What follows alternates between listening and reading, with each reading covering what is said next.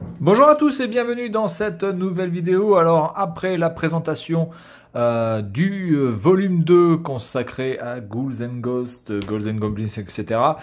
Voici le volume 1 de la collection Retro Game Collection de Capcom. Alors, nous avons ici les 1900 XX, enfin la série des 1900. Bon, il y en a eu plusieurs. Bon, alors notamment, il y a eu les derniers là sur mobile de la part de Capcom. Donc ici, on est vraiment sur les bases avec 1942, 1943 et 1943 la bataille Kai. Je crois que c'est 1943 Kai. C'est une version qui est sortie un an après 1943, il me semble, ou en tout cas très peu de temps après, 1987, 8, je ne sais plus exactement. Et c'est une version qui était uniquement réservée au Japon avec de meilleurs, je pense, de meilleurs graphismes, un meilleur son et aussi, je crois, des power-up un peu plus étoffés. Voilà, donc je vais faire une démonstration de 1943, je pense. Je vais prendre le 1943, mais je le ferai sur la Switch. Je vais pas brancher la PlayStation, là, parce que là j'ai la flemme, je vous le dis franchement. Donc je vais faire ça sur la Switch, hein, ça marchera aussi bien. Voilà, donc ici on a la même chose que pour Ghouls and Ghosts, donc c'est-à-dire la présentation du jeu avec l'interface du menu, les différents power-up, les différents trucs de gameplay, les boss, comment attaquer les ennemis, etc., etc., leurs points faibles, leurs points forts. Tout ce qu'on peut, voilà, tout ce qu'on peut récupérer durant notre phase de shoot. Vraiment très très intéressant ces bouquins. Donc apparemment ces bouquins-là, il y en a 5. Là j'en ai 2 déjà. J'ai essayé de choper le 3, le 4 et le 5. En sachant que chacun coûte désormais entre 30 et 40, voire des fois 50 euros. Le 1 et le 2 sont pas les plus chers, hein. Globalement, ça peut aller. Le 3 est assez cher, il me semble. Voilà. Donc, très très bon. En plus, là, il est bien conservé. Le papier n'a pas trop jauni. Les feuilles ne sont pas arrachées. C'est plutôt, il est plutôt bien conservé. Voilà, donc vous volez avec votre fameux P38. Alors, vous volez pas forcément tout le temps avec le P38 selon les épisodes, hein. Il y a d'autres épisodes où on a même le choix de choisir notre aéronef. Donc, on n'est pas forcément obligé de choisir le P38, mais en tout cas, le P38 reste l'avion mythique de cette série de chez Capcom. Voilà, donc il y a eu plusieurs. Je crois que ça va jusqu'à 1944, hein, d'ailleurs, hein. Il y a 1944. Je suis pas sûr qu'il y ait 1945. Et il me semble qu'il y a 1941. Ça va me confirmer, mais je crois qu'il y a 41 aussi, hein. Voilà, mais en tout cas, les séries les plus connues sont 42 et 43.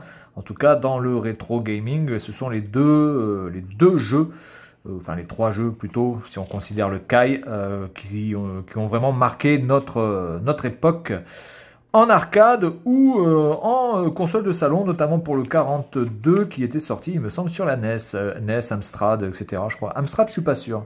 MSX, oui. NES, c'est sûr.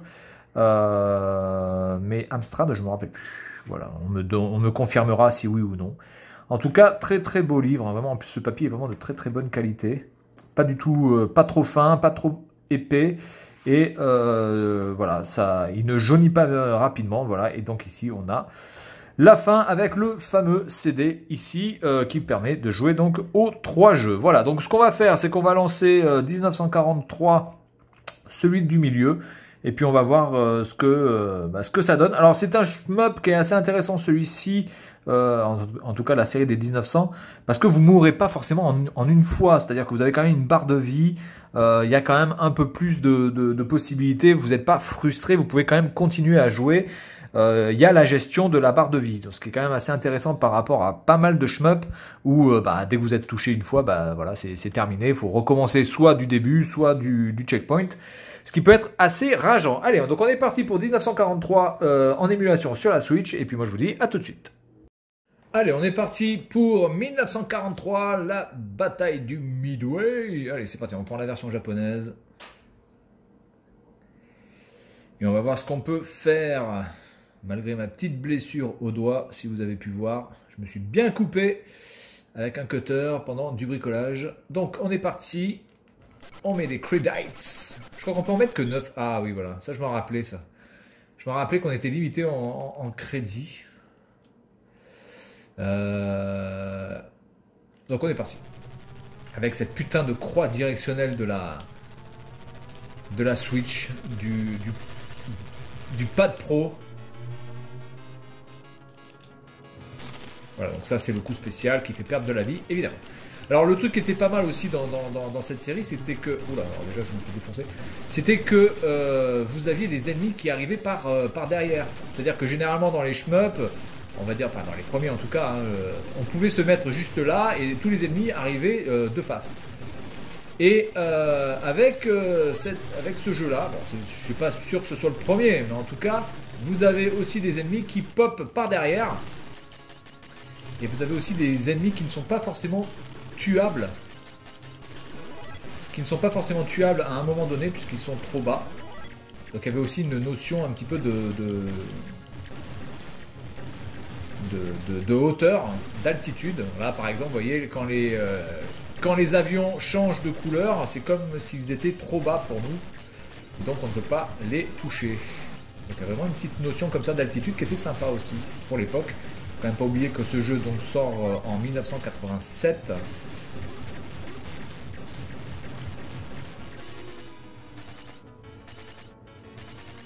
Bon, ok. Donc là déjà ça va commencer à être un peu plus tendu. Évidemment. Alors, je sais plus combien il y a de niveaux, hein. Je crois qu'il y a une trentaine de niveaux. Enfin, c'est un jeu absolument... je vais utiliser un mot un petit peu fort, mais un petit peu indigeste en arcade. Hein, parce que si vous voulez vraiment finir le jeu, enfin, c'est juste un truc de ouf. Il y a un nombre de niveaux absolument incroyable. Et la difficulté surtout. La difficulté qui est quand même assez énorme. Ce qui était pas mal aussi, c'était ces effets là avec les bateaux. Donc là on a la petite musique qui nous dit que on arrive à la fin. Oh putain, putain.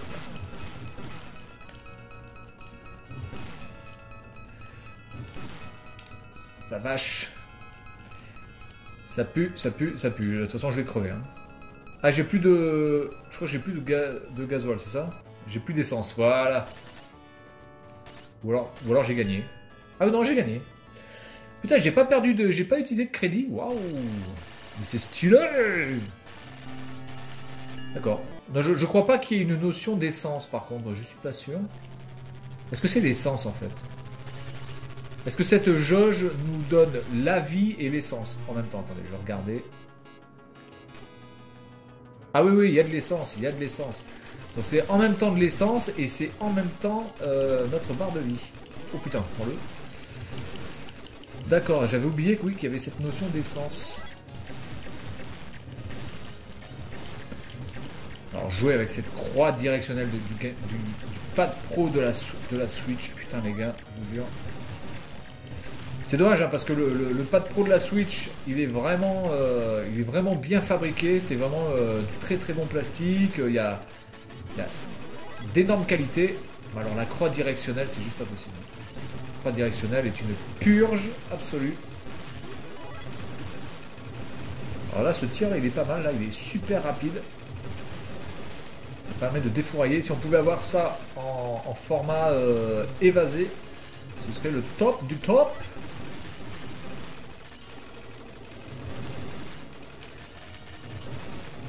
Bon, pour l'instant, je m'en sors pas trop mal. Ouh là là, ça pue. Là, ça pue. Là, ça pue. Ouf. Cool. Bon, pour l'instant, j'ai pas utilisé vraiment le super coup. Mais les explosions, franchement, pour... Ah putain, mais je suis trop débile, putain. Je le dis que ça arrive par derrière. Je dis que ça arrive par derrière. Il y a des trucs qui arrivent par derrière. Et comme un con... Alors c'est ça qui est assez compliqué avec ce jeu, c'est donc de pouvoir gérer le fait de rester un petit peu au milieu. En tout cas, de ne pas être trop collé. En bas. Évidemment, à un moment donné...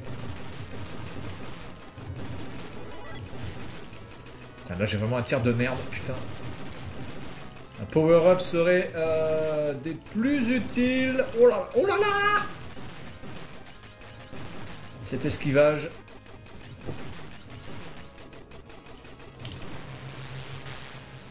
On va faire ça. On va par contre les gars. Là je suis dans la merde. Putain ce bateau, ce sprite est juste énorme. Oh la vache.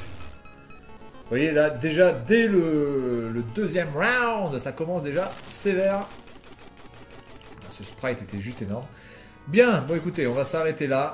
En tout cas, la série des 1900 est vraiment excellente. Un shmup absolument mythique qu'il faut avoir fait dans sa vie. Alors, bon, moi, mon préféré reste quand même le 43 et le 43 Kai.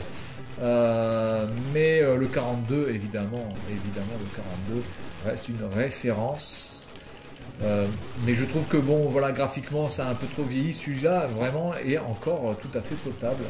D'ailleurs, écoutez, je vais vous le montrer le 42, tant qu'on y est. 42.7.1, bon, écoutez, on va mettre celui-là. Le 42 est potable, hein, encore une fois, mais vraiment, c'est... Il y a eu quand même pas mal de temps entre, voilà, il y a eu 3 ans. Donc évidemment, vous voyez, 3 ans de différence, ça se voit, même si, encore une fois, on a un très très gros sprite ici de bateau. Mais au niveau du son, c'est quand même beaucoup moins bon. En même temps, on ne pouvait pas faire guère plus sur la NES à l'époque. Et encore, je ne suis même pas sûr que la version NES ressemble à ça.